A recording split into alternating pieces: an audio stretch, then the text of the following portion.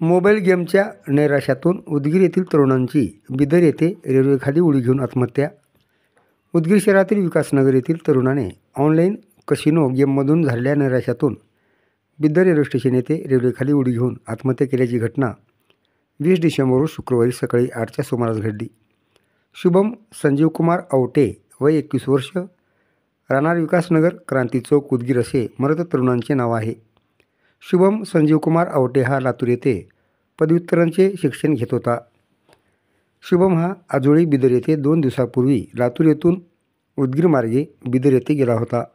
Online mobile casino गेमच्या नैराश्याने तो ग्रस्त असल्याचे त्यांच्या नातेवाईकांनी सांगितले. त्याने त्या नैराश्याने बिदर येथे रेल्वेखाली उडी घेऊन आत्महत्या केल्याचे नातेवाईकाचा प्राथमिक अंदाज आहे.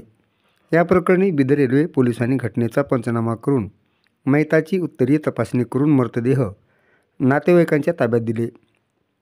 शोकाकुल वातावरणात उदगीर येथे जळकोट रोडवरील स्मशानभूमीत अंत्यसंस्कार करण्यात आले.